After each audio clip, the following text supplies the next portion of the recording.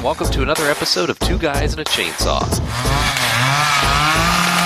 I'm Todd. And I'm Craig. For today's episode, we've gone back to Italy for another Italian film by one of my favorite Italian horror film directors, Dario Argento. We've done a couple of his, at least one of his before, right? I think we did Deep Red. Maybe The Bird with the Crystal Plumage. And this one is more of a straight horror film than those others. Those others were what we would call giallo pictures, which, in case you haven't heard those episodes, are a very famous kind of a detective story, the slasher film that was very popular during the 70s in Italy and made a bit of an impact in the U.S., but they're very stylistic. And Dario Argento is one of the directors responsible, I think, for setting some of the style of those films. And he carries it through into the straight horror genre as well, kind of like his contemporaries of Lucio Fulci. I would say he probably deals more in the horror genre than any other.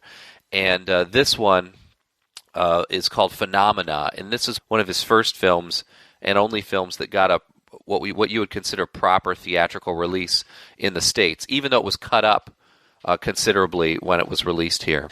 Interestingly enough, as we discovered when we started watching this, most of the Italian films we've been seeing are shot in Italian, or at least maybe they're shot in English, but then they have to redub them again in English because they usually don't record the sound on the set. They always record it afterwards. In this case, the movie was shot in English, but then redubbed in Italian. So we were watching people clearly speaking English if you were looking at their lips, and a couple American actors in this.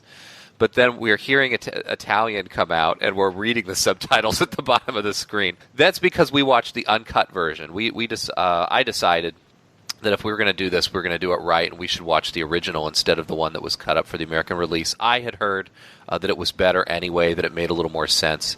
But it did make for a bit of a longer movie, didn't it, Craig? Yeah, how long did it end up being? Almost 2 hours. Okay, I asked that. It was a trick question because I have to confess that I cheated a little bit. The version that we both had, the file type was not supported on the device I was using, so I had to go to YouTube to find it.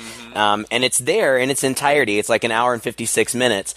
But most of it is in English with the original English actors speaking their line. Oh. And the reason that I know that is because the star of the movie is Jennifer Connelly, and I love her. Like, I've been madly in love with her since the 80s when I first saw Labyrinth. So I totally recognize her voice. So I know it was her. What I will say, though, is in the version that I watched, there were some scenes that were in Italian, and they were brief and they were kind of far between, but there were some scenes that were in Italian and they did not have subtitles. So you may have to fill in a couple little holes for me here and there, because I was watching Italian and I don't speak Italian, but I think I got the whole movie. That sounds like about right. It was an hour and 56 minutes for me, too. And I'm with you on that. I fell in love with Jennifer Tilly at The Rocketeer. That's nice, but this is Jennifer Connelly. I'm sorry. You're right. Jennifer Tilly wasn't in the Rocketeer. Jennifer Connelly in The Rocketeer was just a total babe, and she's a babe in this movie too. Much younger though, not much younger, but a bit younger. I read that she got her finger bit off during this movie. Yeah, I read that too. By a monkey, right? Okay, because there's a monkey. Because why wouldn't there be? Why wouldn't there be a monkey? This movie, I had never seen it. I remember seeing the cover art, I think. I think that the cover art was just like kind of her face and then maybe kind of surrounded by bugs or something. I don't remember. But I never got around to seeing it, and I was actually kind of surprised looking at the date that it was 1985, because that was, kind of right in our heyday for, watching horror movies or whatever. But I had never seen it until today. And it's interesting to me that you said that it's so different from the giallo pictures, because really, to me, it doesn't really seem all that different. It's still kind of a murder mystery, whodunit, detective type story. I guess you're right. Except in this one, the detectives are a 14-year-old girl and her bugs. Yeah. Well, it has the supernatural element to it, right? It's kind of like, I mean, to be honest, though, I mean, how many slasher movies are basically that? It's a person with no supernatural abilities who's just wandering around killing people, and it's up to everybody in the movie to either find out who he is or get killed. Yeah. So, it's not all that different. And some of them throw in the detective angle. Like, I was just thinking about Prom Night, which was basically that, but then it had a detective angle that was thrown in the last minute that made no sense. Well, the final act of this movie was a little confusing as well. It was all over the place. Having never seen it before and watching it today, a couple of things struck me. First of all, it felt modern, or at least 80s modern, in compared to the 70s Giallo films, and a big part of that was the music. The soundtrack is by Goblin, right?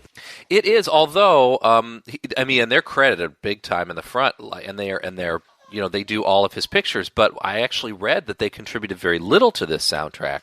I read, believe it or not, that the only contribution that Goblin made was actually the music from Dawn of the Dead, which apparently plays in the background during one of the television scenes or something. Huh. And that really striking score that we hear that sounds very Goblin-esque is not by them. That's what I read anyway. Well, and that doesn't really surprise me too much, because a lot of the scenes are set to what really feels like 80s contemporary rock music, almost to a point where it seems a little bit out of place. Like, you'll have kind of this harrowing scene where somebody's running away from a killer or whatever, and there'll just be like this awesome jam in the background. It's like Motorhead or Iron Maiden or something, and it sounds like somebody just flipped on the radio.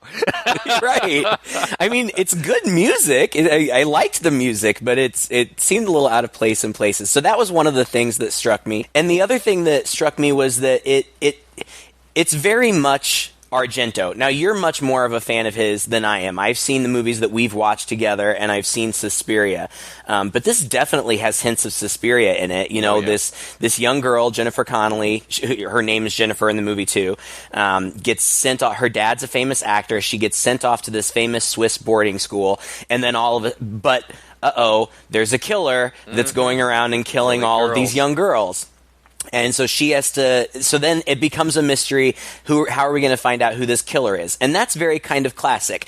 But then there's also an entomologist who has a monkey who is also his nurse.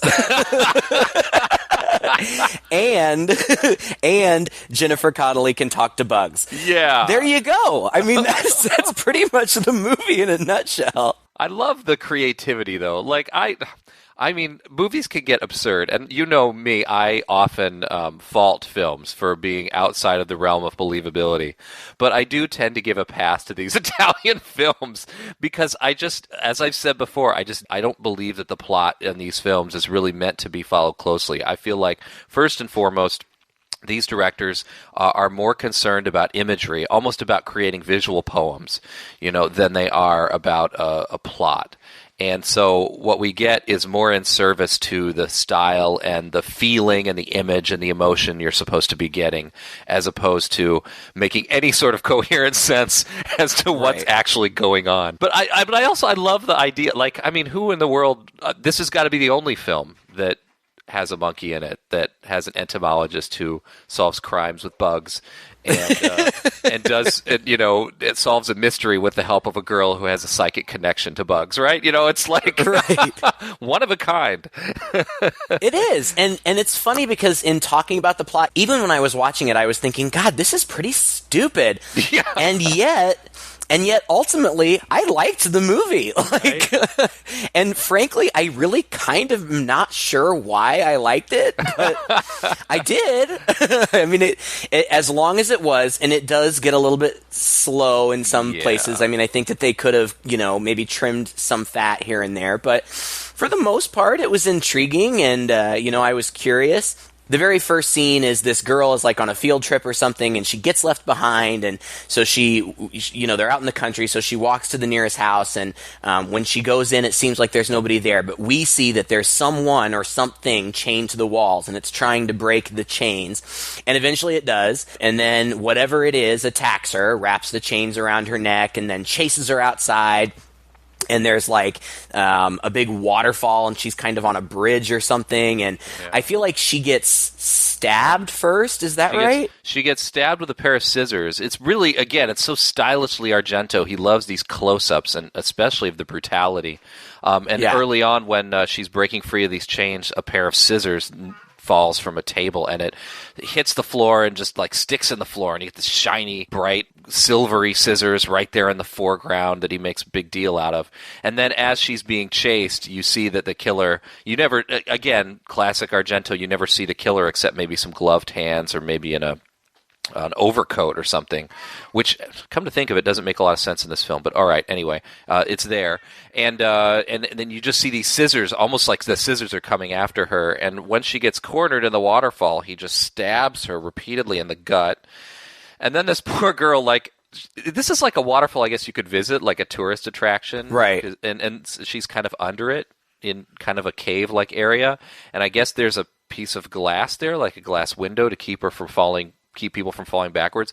But her head goes backwards through this window, shatters the glass. It's a very slow motion scene. And then the next thing we see is a shot from the other end. Her head has been severed and flies off into the waterfall and down. And then we see the body being dragged away in an upside down view of the body being dragged away. It's just so stylish, but it's pretty brutal. It is. This poor girl, chains around her neck, stabbed repeatedly with some scissors, pushed backwards through a piece of plate glass, and then her head gets lopped off. Whew. Right, and that was Argento's daughter, wasn't it? Fiore Argento played that small role. She gets like really high billing. But she's only in that one scene. I guess that's the perk of being the director's daughter. Right. But yeah, okay, so then we know there's a killer. Now, it's funny, I really kind of wish that we had seen the same version because I just don't know. I think that we did, but you say, there's like the gloved hands or whatever. Well, I was actually looking for that because that is so characteristic of his movies, but I didn't see it in this. Not in the first scene, I'm sorry. It wasn't in the first scene. It was in the later on. You didn't see it at all later on? Yeah, later on, yes, but much later on, because I misspoke. For, I would say, the first hour of the movie, well, really up until the third act, when we actually do see somebody in a coat, I was absolutely 100% certain it was the monkey. Because why wouldn't it be? I was absolutely sure that the monkey was the killer. But spoiler alert, it's not. After that scene, then Jennifer Connelly arrives, and, again, she's very beautiful, but she kind of plays, she's likable, but at times she's also a little bit stuck up. You can tell that she's rich. Her dad's a famous actor, and she goes to this school, and it's the Richard Wagner International School for Girls, and it's this big, beautiful mansion-like building, and she meets her roommate, who is Sophie, and, Sophie's infatuated with her dad, and then she's telling, Sophie's just kind of talking about, oh yeah, this is our school or whatever. I'm really glad you're here. I've always had to sleep alone. It can be very scary. Thanks for coming. I'm the one who should thank you. Don't let me forget. I owe you a meal. There's a murderer around here. A crazy man. A maniac who kidnaps girls our age and kills them. And then he hides the bodies. Can we change the subject? I need my sleep. I'm really tired from the trip. Get that right out in the open. Oh gosh, it's just so funny. That's just, the bathroom's on the left. There's a murderer who kills us. Just watch out. For as much as, this seems to be a real issue, especially in the grounds surrounding the school. They don't put the school on lockdown. It's still a pretty open campus. They have no trouble wandering around. No, there's no security. Yeah. It's so Suspiria, though, She comes Like in Suspiria, it was this old mansion that's a ballet school, and this is just another old mansion that's a girls'. They're both girls' schools, but I felt like Suspiria did a better job of making me believe that this was actually a school, and because in this one there's this foyer and the girls are milling about in it, and it all seems a little staged. It all seems a little pushed and forced, like, oh, we got to put some extras in the back of this scene, and they need to be carrying school books, and let's have them talking in this corner and talking in this corner. But I don't really get the sense that this would be a place where the girls would actually mill about and be talking. Right. It was hard for me to believe that this school, just from the way that it was staged and the way that this different scenes unfolded, was actually in this huge mansion. But just like Suspiria 2, as soon as she gets there, the headmistress meets her at the front, and she tells her, this is the main house, this is where the school is. There are other houses on these grounds, but don't go there. They're all closed up. So instantly something's going to happen there too. Right. And it immediately does. Because, well, first, this is so insignificant, but I just bring it up because it's an interesting piece of trivia. Jennifer Connelly has a very Phoebe Cates in Gremlins moment where she tells this story about how her mom left on Christmas. Yeah. And it's something like, they were all opening presents or whatever, and then there was a phone call and her mom answered it, and the mom was like, I'll be right there. And it turns out that was her lover on the phone, and she left and she never came back. It's really insignificant to the plot. The only reason that I brought it up was because I was reading that is actually a story from Dario Argento's childhood. I guess that really happened to him. Poor guy. I know. Be right back. It's funny. It's just kind of this random somber story. I expected it to have some significance, but it doesn't. Apparently, he just wanted to get his story out there. But he makes a big deal out of it. Yeah, zooms in slowly on her face. Yeah. Telling it. It takes 5 minutes. Then the girls go to sleep, and Jennifer Connelly starts having these dreams, and it's in these dreams where the style of Argento really shines through. It's very surreal. There's a lot of interesting use of color. She finds herself running down this stark white hallway, and it's just real quick jump cuts between images, and she's seeing kind of these violent images and weird things. But meanwhile, she's also sleepwalking with her eyes open, and she's walking around the school, and she ends up walking up onto the roof, and she walks along this ledge, and I didn't even really understand what was going on here. The way that I understood it is she actually witnessed a murder. Is that correct? I think so, yeah. But because she was sleepwalking, when she woke up, she didn't remember. Gotcha. So she sees a girl get killed in the school. But it's a cool scene because she's going across, and I think this is where we're also getting the crazy rock soundtrack going in the Probably, background. yeah. And I felt because they have the TV on, it seems all night, and he does make kind of a point of showing the TV, and at the time she falls asleep, there is a band playing on TV. I thought that the only way that this music really made sense in this scene was I thought it was carrying through into her dream from playing in the background in the room. But, she walks across the ledge, and she goes out there, and it's just randomly, there's this girl who's been chased into this other, more boarded up mansion on the property that she's on the roof of now, or along the ledge of now. And she had dreamed, I think, we're meant to think, that she had dreamed this sequence of this girl being chased by the killer. But maybe not. Maybe that was just something we saw earlier. Yeah, I don't know. But anyway, she ends up at the top in front of a window when this girl gets pushed through the window again. So here we have again this girl whose head goes through a plate glass window. And then she gets speared with this device. And we see that close-ups of this, again, this really silvery spear, I guess, being assembled, cut in with these chase scenes, and right through the mouth, through the back of her head, out through her mouth, which, of course, is messed up. And Jennifer sees this, and then the girl gets pulled back in, and Jennifer starts to walk back along the ledge, and as she walks back, part of the ledge falls away, and there's this, it's like a whole action scene, really, that I thought was really impressive because a lot of it's filmed from far away, so you can see there's actually a person dangling there. And it just happens to catch on her clothes so that she doesn't fall, but then, it rips, but then there's kind of a long plant there that she catches her and droops her down to the ground. So even though she ends up falling from a high place, she doesn't get injured. Right. She ends up in the town. It's sort of again, this is so dreamlike because you don't really see her get from point A to point B. It's just suddenly she's not in front of the mansion anymore. She's in the street in the middle of the town.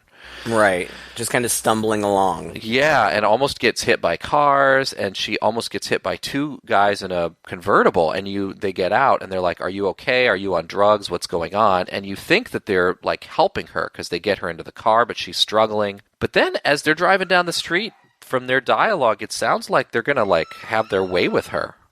Did you get that impression?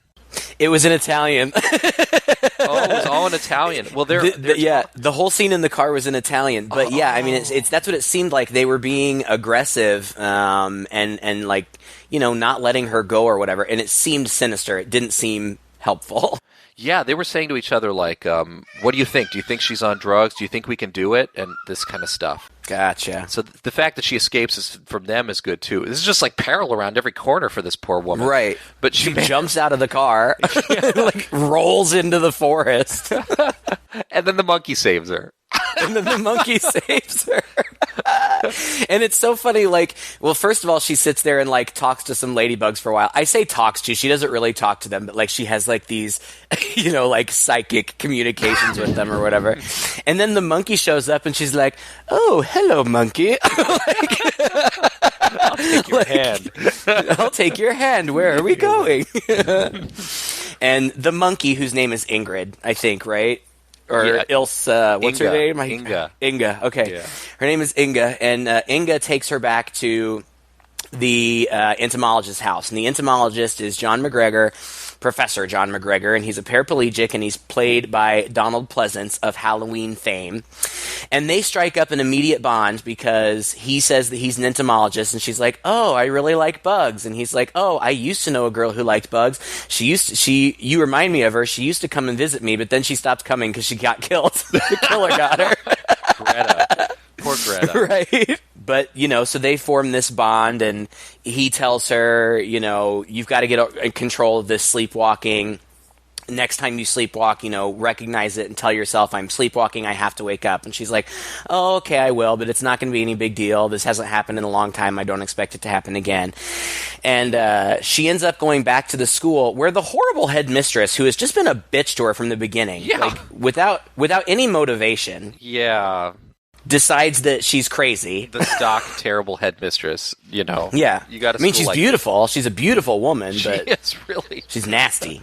Yeah. Well, before they leave, they have another conversation, and he mentions the phone or fawn or something. It's just they talk about the wind, basically. This is another visual theme that's carrying throughout the movie. It seems like whenever something bad is going to happen or the killer is going to strike, it just gets really windy all of a sudden. And they keep talking about this place, like they call it the Swiss. They're in Switzerland. They talk about the wind, and it's the wind, it's the evil wind, and it's like the Swiss Transylvania. And I'm not sure exactly what that means. Does that mean it's like supernatural? Like, I guess Transylvania is really bad windy? things happen there. I don't know. But that's another thing that he makes a really good point of zooming in on. Donald Pleasance when he mentions this, and I was kind of happy they brought it up because I was noticing, you know, as the movie was going on, that this wind would really pick up whenever the killer was around and bad things were happening. It's not something that really, I think, makes a lot of sense, but it's just something that visually really adds something to the movie. Just it's a poetic element to it. And we had actually met this guy earlier in an earlier scene. He had been talking with a couple of detectives, and it looked like they had the head of the girl that we had seen earlier. This is when it sets up for us the fact that he's into bugs, and apparently this guy's a genius. This guy's discovered all kinds of things about bugs. One of the things he's discovered is how, supposedly anyway, according to the movie, bugs eat corpses. We call them the 8 squadrons of death. First comes the common fly, lays its eggs in the rotting corpse, and thus the cycle begins. Each group stays 15 days. 15 multiplied by 8, the number of the groups. Now I see. By calculating the presence and the growth of the flies or the maggots, you can pinpoint the exact date of death. And while she's over there, he mentions how she she seems to have this connection with the flies and the bugs that are in there. So he's playing with the bug, and it squirts him, and she touches it, and he's like, be careful. And she's like, no, it won't squirt me. She's got like a fly on her, and it's just, just walking all over her arm, which none of this, I mean, this is all pre-CGI, so they had to be working with real, except for a couple elements where they're flying bugs where you can tell it's animated. They had to be working with real animals here, and that in and of itself, I think, was kind of amazing that they were able to catch these moments or cajole these bugs into getting these great shots of her interacting with them without flying away. Yeah, and so it's just it's just so funny. It's just like, it's just established. Oh, bugs really like you. Oh yeah, they always have. Like, okay. But it does make a little bit of sense later within the realm of the film. Sure. In that he reveals that part of his research that nobody believes is that he discovered that bugs actually communicate telepathically. Mm-hmm. And so it would stand to reason, if she is like a telepathic type person, that maybe she has a telepathic connection to these bugs. So the movie tries to make like a pseudo-scientific explanation for all this, but it's really goofy, like you say, like, oh wow, here's this girl who has a connection to bugs who happens to run into this etymologist, and sure, yeah. I mean, it's kind of goofy, but it's a movie. You know, like you just accept. Okay, she has a psychic connection with bugs. Fine, all right. But when she goes back to school, the headmistress is convinced that she's sick, and she's got this doctor who, says that sleepwalking is often an early sign of schizophrenia or multiple personality disorder. No, it's not. Like, that's the dumbest thing I've ever heard. But they want to give her this EKG, but it's really weird because, like, when she's taking the EKG, she starts having these flashes of memories from the night before, and like she sees the dead girl and whatnot. And like when she's getting the EKG, she acts like it's shocking her. Yeah. I'm not a doctor, but I don't think that's how EKGs work. I was thinking the same thing. They just read. They don't. They don't do anything to you. But she freaks out, and she runs. She's very defiant and says, "I'm not crazy, and I'm not high or whatever." All these other things that they accuse her of. So she goes out and she talks to Sophie, and she's like, "Look, I probably won't sleepwalk again, but will you watch me through the night just in case?" And Sophie says yes, and then Sophie immediately leaves, like as soon as she falls asleep. Sophie goes, friend. Yeah, she's perfect. She's like the kids in A Nightmare on Elm Street. Oh yeah, we'll totally watch your back. Except in this case, she's sneaking out to see her boyfriend or something. Yeah, to get some action or whatever. I thought was one of the guys in the car. Am I mistaken?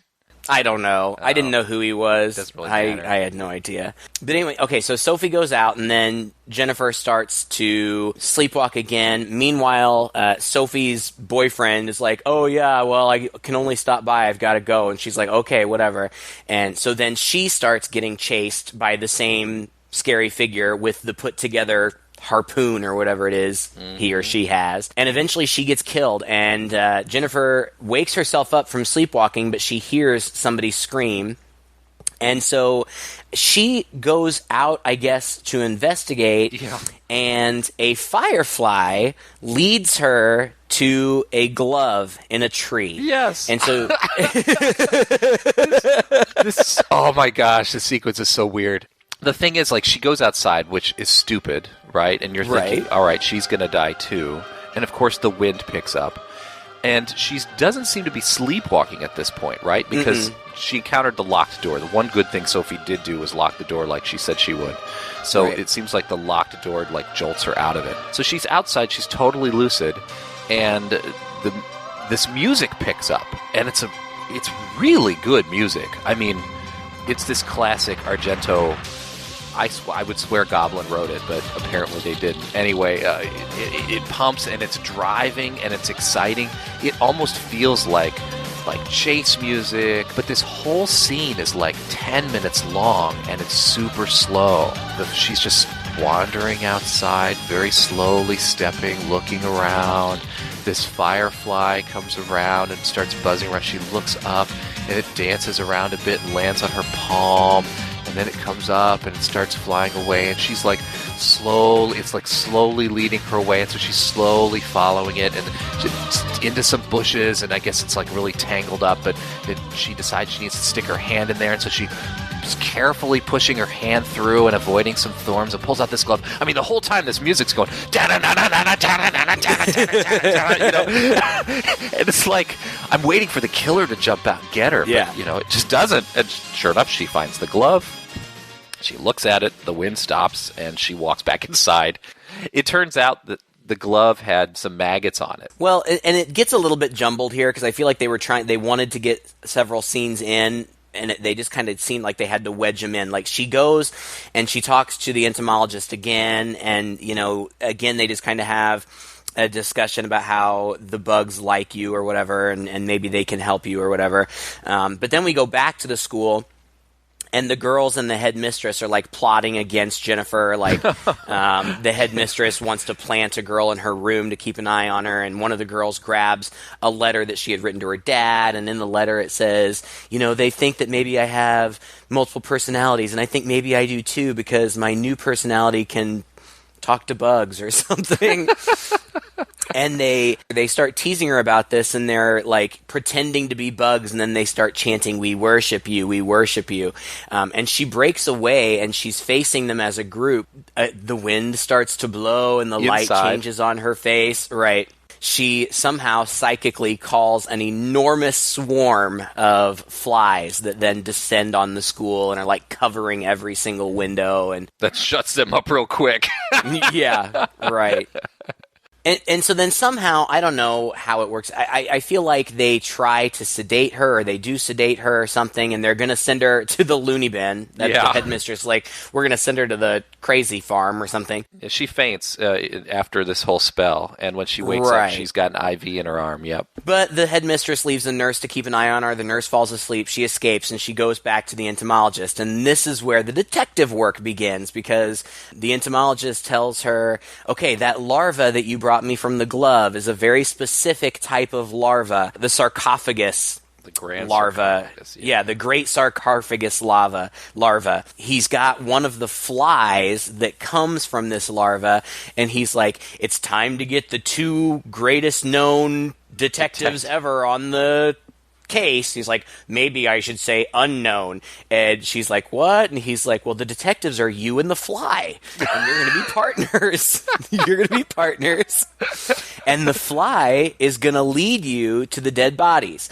And she's like, well, but I don't even know where to start. And he's like, well, we know where this one girl was, where her body was found, so the killer is probably around there.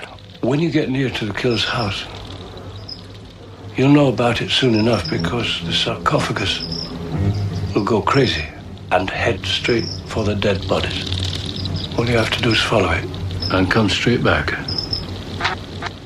Do you feel up to it? Yeah.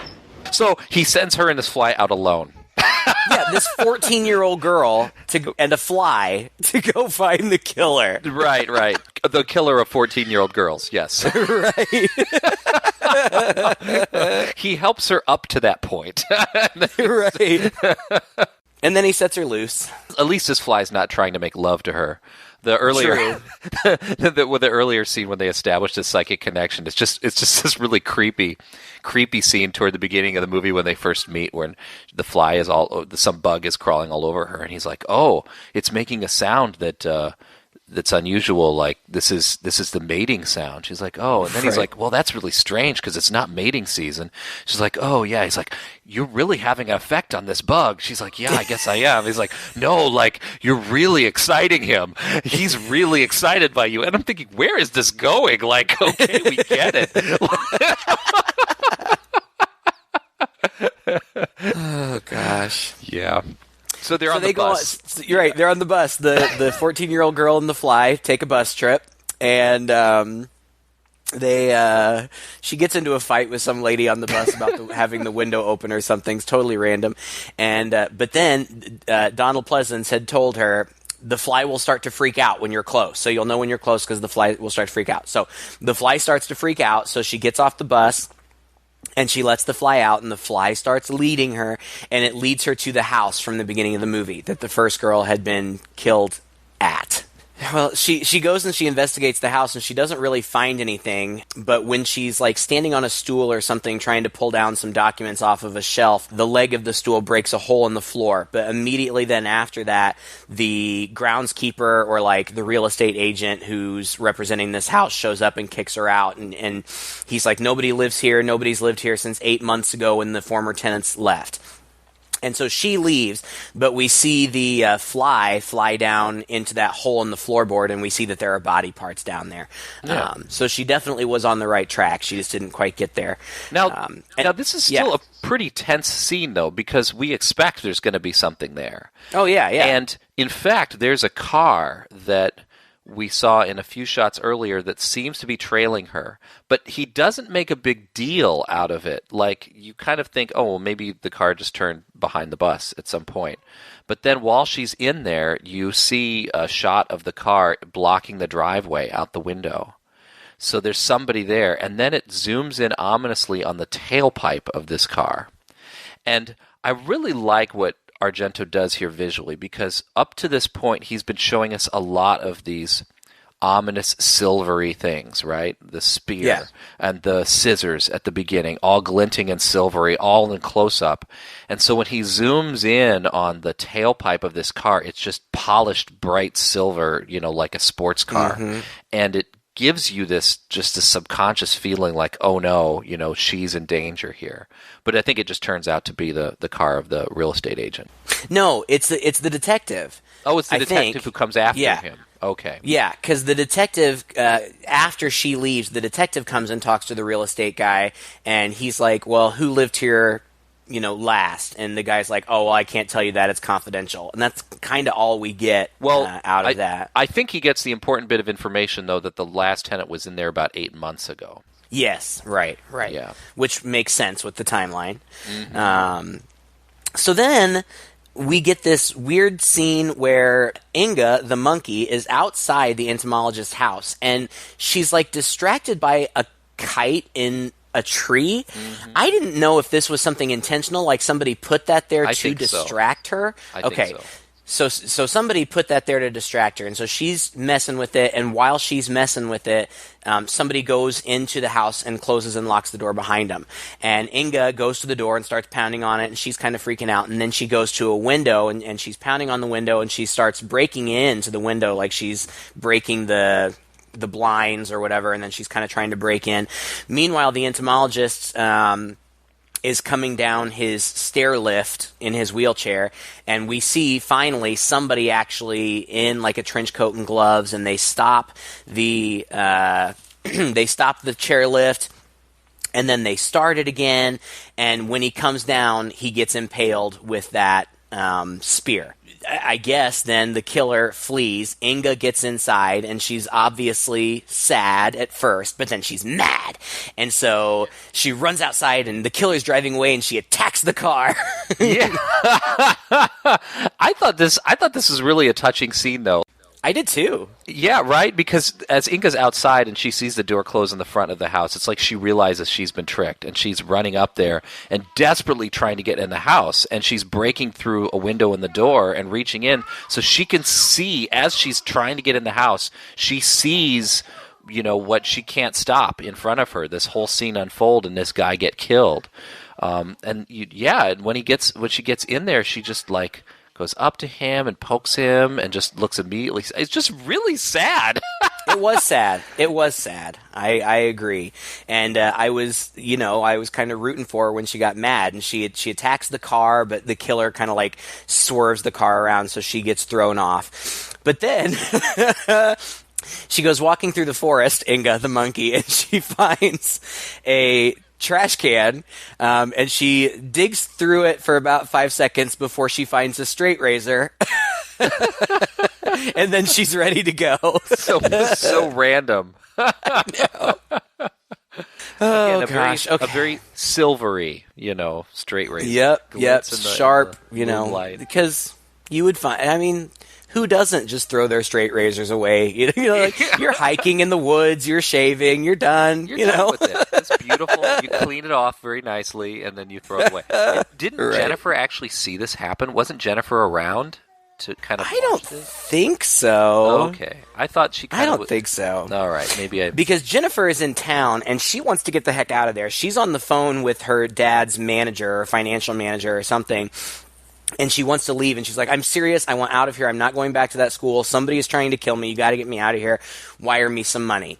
And I guess he says he will, so she goes to the bank and checks, and no money has been wired, and so she waits, and she checks in every once in a while, but no money comes through. And eventually this lady shows up. Now, we've seen this lady before. I think that she's like the headmistress's assistant or something. Yeah, or teacher at the school or something, yeah. Right. She's just kind of this homely lady who's just kind of been around in the background in all of the school scenes, but we've never really, she's not been any kind of significant character at all. Not at all. But she shows up. Your father's attorney, Mr. Shapiro, called us from New York. He was very worried about you and extremely angry with us for, let's say, losing you. What a bastard. He sounded very reasonable on the phone. He spoke to me and only calmed down when I told him I would come for you myself. He said I would find you here. I'm not going back to that school. Of course not. He said you want to go back to America immediately. Is that true? Yes.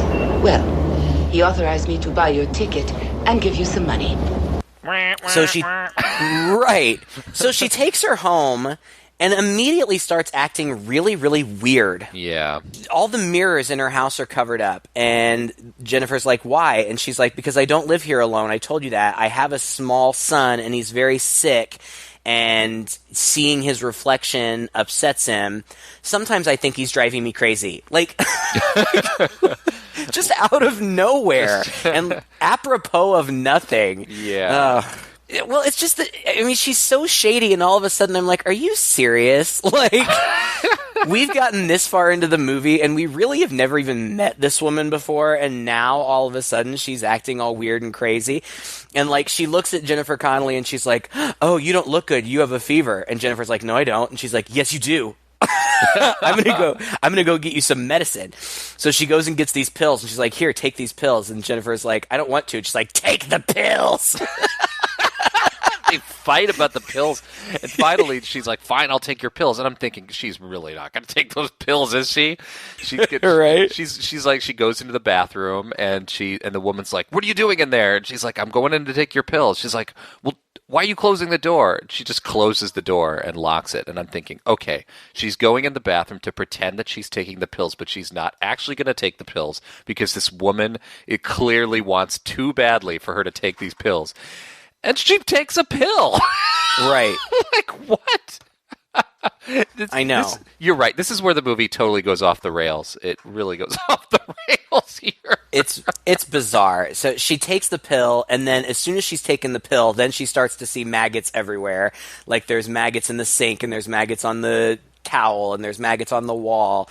And then immediately she starts to get really sick, and she's like, the pill is poison. So she barfs it up.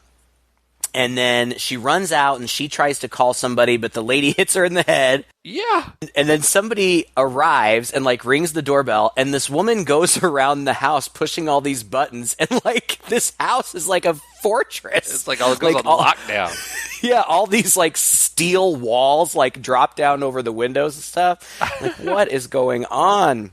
It's so funny, though. Like, it just, watching this scene just made me so angry because, like, this woman is like pounding on the door. What are you doing in there? What are you doing there? You're taking the pills, aren't you? You're taking the pills, aren't you? And don't lock the door. Come out. And so she comes out. The woman rushes into the bathroom, and Jennifer Connelly, who at this point you would think would be running out of the house, right, sees a telephone and decides to run to the phone instead to make a phone call. Her back totally to this crazy lady. Mm-hmm. Who then, like you said, comes up trying to wrestle the phone away from her. Don't call anybody. I have a rule. You can't call anybody in my house. I need to call. No, you're not going to call. Again, so she throws her down into the dining room or whatever, and then turns her back on her to try to make that phone call again. Like, are you serious? Which is why the lady comes up behind her and knocks her out. Yeah. It's so bad. It's so bad. It is. It's pretty stupid. And then the lady, her name's Bruckner or something. I don't know. It doesn't matter. She goes outside, and the detective's out there, and he's like asking some questions, and they're just walking along together, and we don't really know what's going on. Meanwhile, Jennifer's in the house, and she runs all around, and everything's locked, but she finds this one door that has like a grate above it that she can open, and she stands up on a chair, and she looks through there, and there's a phone in there. So she gets some kind of pole. I don't even know what that was. Some extended kind of pole thing? Yeah, like, so know. Convenient that she was able to find this extended pole, right, when she needed it, with a hook at the end. And she picks up the phone, and this takes a good 5 minutes of her messing with the phone, and she finally gets it almost all the way up, and then she drops it, and it falls to the floor, and it falls into this hole in the floor that seems like it must be like 20 feet deep, because the phone just keeps going and going and going. And pulls the cord taut. Right, pulls the cord taut. So then she hears a scream. She hears a man scream. So she decides that she's going to crawl through that window thing, and she does. And she starts to pull the phone out, but then she hears another scream, or she hears the lady come in. And so she crawls down in the hole. And this hole is not even deep. Like, it just runs parallel to the ground. So it doesn't make any sense that it would have fallen all the way in there. It's like a tunnel. And so she's crawling through this tunnel, and she eventually finds the phone, and she stops at the tunnel to make the phone call. Right. This is a tunnel that she's like crawling through. The phone is in the middle of it, by now, I guess. And so she stops there to make the call. I'm sorry, that was funny. That was funny. It was funny, and she doesn't, I don't even remember why she doesn't make the call, but like, we see behind her these bloody arms come in behind her, and they grab her and pull her out. And I was thinking it was probably going to be the son or whatever the mom was keeping there, but it wasn't. It's the detective, and he's all cut up, like the woman has beaten him, and I don't know what all she did to him, but he looks a mess. But of course Jennifer's scared, so she's kind of fighting him, and when she gets away from him, she falls backward into this huge vat of bodies and slime and maggots, and like, it's so gross, and she's just flopping around in there. It's the most disgusting pit you could possibly imagine, and I've seen disgusting pits in horror movies, but I think this one has to kind of take the cake. And she doesn't just like, and kind of stand up, like she's like drowning in it, she's like flopping around, she's like having trouble getting out, she's falling back into it. I mean, it's like, it's so torturous, it's almost funny. It's almost like the Bruce Campbell treatment on this poor girl. Yeah, it is. It really is, and it's so nasty. And so Bruckner, the woman, comes in and just kind of stands there and maniacally laughs. Ha ha ha. Meanwhile, the detective behind her is trying to get out of his chains, but his hand won't fit through, so he breaks his hand so he can get his hand out, and he gets a hold of the woman and gets her down, and he's like beating her, and then he's throttling her. And Jennifer gets out of the pit and runs away. And she ends up in that dream hall. It's not all bright and lit like it was in her dream, but it's definitely the hallway from her dream. And she's running through there, and she hears crying. And she looks in one of the rooms, and there's a little boy standing in the corner with his back to her. And she's like, "It's okay, everything's going to be okay." And he's like, "Go away." And she's like, "I know your mommy was bad, but it's going to be okay now." And the boy turns around, and he is completely hideously disfigured in the face. Like, really, really gross. Yeah. Like, beyond young Jason Voorhees gross. Yes. And apparently his appearance is based on some actual disorder. It's like a chromosomal disorder, which, when I read that, I was like, oh, that's awful. Like, this is one of those things that you wouldn't wish on anybody. I mean, it was just terrible. So she runs away, and she runs out of a tunnel, and then she's on a lake. So she jumps in a boat and starts the boat and starts to go away on the boat, and the disfigured son comes running down the dock and jumps into the boat and is like attacking her, and he's got that spear thing and he's like jabbing it at her. So once again, she calls her friends the bugs. And the bugs swarm the kid, and like I guess they're biting him or something, so he like starts ripping his face off, and then he falls into the water, presumably dead. In this whole scuffle, the gas tank had been punctured by the spear. So when Jennifer goes to try to start the engine, it catches on fire, and she realizes that it's going to explode. So she jumps into the water. It does explode. We get lots of underwater shots here, which you and I are both fans of underwater photography, and it's good here. It's cool. The lighting is amazing. The lighting is really good, and Jennifer Connelly is swimming, underwater, and there's fire above her. And it really is pretty stunning to look at. And she surfaces a couple of times, but she's, I guess, swimming to shore. And eventually her ankle gets grabbed, and it's the disfigured kid, and they struggle underwater, but she gets away. It's another one of those like movie physics moments where this kid who's also underwater, who's like half her size, could possibly be yanking her around. Like he's got nothing to pull her against. Right. Well, and she's screaming and screaming and screaming like underwater. Like she has an endless supply of oxygen under there. But eventually she gets away from him, and I think he like catches on fire or surrounded by fire or something. He's out of the picture. So you think the movie's over. She comes walking up out of the water, in her whole white outfit, and she ascends out of the water, and she's walking up, and a car approaches, and a guy jumps out, and she's like, "Oh, yay!" And it's Morris, her dad's business agent. And you think this is the end. He's going to grab her and put her in the car, and they're going to drive away, and everything's going to be fine. But instead, as he approaches from behind, somebody chops his head off. Just out of freaking nowhere. The movie up to this point, this last 20 minutes has just been utterly cuckoo. Yeah, this is just the icing on the cuckoo cake. Oh, but it gets even better because so it's Bruckner, who at this point I had just started calling Mrs. Voorhees because it's so close in story. But it's her, and she's like, "Ha ha! You killed my son, and I had to kill all those people to try to protect him, but you're Snoopy, and so I had to kill your friends and whatever." And so she attacks Jennifer, and she has her down on the ground, and she's strangling her, I think, and she's like, "Go ahead and call your bugs now, just you try." And it's looking like all is lost. But then, from behind, somebody slits Bruckner's throat, and she falls down, and it's Inga with her straight razor. I didn't see that coming because, first of all, in a movie where a lot doesn't really make sense, I really didn't put together why the monkey was getting a straight razor. That's my fault. But then I totally forgot about him by this point. I mean, almost 30 minutes or 40 minutes has passed, since he got his razor. So that came out as a shock. I thought she was going to call her insects again. I did too, but I liked that it was Inga. And so then Inga and Jennifer have a nice little reunion. And this is the scene where Jennifer Connelly got bit. I guess apparently the monkey kept like turning around so that its back was to the camera, and Argento didn't want to film the monkey's butt, for that whole scene. So an ugly butt. He told Jennifer to put her hand on the monkey to try to stop it from turning around. Well, that pissed the monkey off, and it bit her finger off. And they had to take her to the hospital, and reattach it. But they did successfully reattach it. But then I guess the monkey was hostile towards her throughout the rest of the movie, which would be kind of scary as an actress to have a hostile monkey after you. Especially such a young actress, but, you suffer for your craft.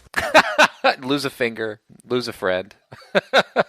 And that's it. I mean, that's the end of the movie. And I gotta say, like I said, it sounds so silly, and it is so silly, but there was something about it, and I don't know what it is. I think maybe a lot of it is Jennifer Tilly, just because I like her so much. I did it too. Jennifer Connelly, right. Just because I do like Jennifer Tilly too. But Jennifer Connelly... I just like her so much, even though she's kind of bratty in some of this, and even though her acting is certainly not Oscar worthy. I mean, she's obviously very young, but she's just got a presence, and she's got a charm, and she's so strikingly beautiful in such a unique way. She's nice she's just fun to watch. And I liked the monkey. It's always impressive. Like, this movie is pretty ambitious, actually, when you think about it. I mean, when you're writing this script and you're thinking about what you're going to have to film later, that you put a chimpanzee in this film and then a bunch of bugs that are, flies and things that are going to have to do all this stuff. That's pretty ballsy, and he pulls it off really without a problem. Yeah, it is pretty ballsy. I mean, there were some pretty impressive things that they did, like that scene where the flies attack the kid at the end. I guess that they brought in like thousands and thousands of fly larvae, and they just waited for them to hatch. And when they all hatched, they immediately called the actor to set, got him into costume and makeup. The kid was played by a little person, by the way. And they covered him in like glucose solution so that the flies would be attracted to him. And so he really was swarmed by all these real live flies. And once they had the footage, they got them all off of them and they just released them out into the town. And apparently like these flies were a pest for the town for like the next several weeks. But that kind of thing, that's pretty ambitious in the days before CGI, when you had to go practical, and it looked good. And I don't know, I think that this is a movie that would probably be polarizing. I think that some people are really going to appreciate its kind of unique charm, and other people are just going to think it's really stupid. Yeah. I think part of why I like it so much is I just thought it was beautiful to watch. I mean, we already talked about how nice it is to watch Jennifer, but honestly, the cinematography is gorgeous. Every scene, and Argento just has this way. When you watch horror movies, you get used to seeing a lot of dark and grungy and, scenes that aren't really crafted, that aren't well lit, and things like that. In this, there are colors, and it's well lit, and it's just crisp and clean, and it looks like it was shot yesterday, by a guy who really cared about every image he was putting up on the screen. That's one of the reasons I just enjoy watching his movies so much, that I'm willing to overlook the ridiculousness of so much of it, because like I said, I just don't think he cares about the plot. I totally agree with you, and the more of his movies that I see, the more that I appreciate his craft. I mean, he's really skilled at what he does, and it is, it's artful, and that reads very much on the screen. I really like it. Apparently, in 2001, there were talks of doing a sequel to this movie, but Argento couldn't do it. I guess it conflicted with the contract that he was under with whatever studio he was with, and so it never happened, which is probably okay, but anyway, we'll probably not be seeing Phenomena 2 anytime in the near future. But it's an interesting little movie. I'm glad we watched it. It's kind of odd and different, and different than the things that we've been watching lately. So I had a good time. Yeah, I did too. I'd recommend this movie, but you gotta. It feels really long. There are moments in which it really feels slow, and so you've got to watch it at a moment where you're in the mood for that kind of movie. You're not going to be impatient, Yeah. Don't watch it when it's I don't know, coming on midnight, and you got to finish watching this film for a podcast. Yeah. That was my mistake. Well, thank you again for listening. If you enjoyed this episode, please share it with a friend. You can find us on Google Play, iTunes, and Stitcher, anywhere your favorite podcasts are. You can also find us on Facebook, where we have a page there.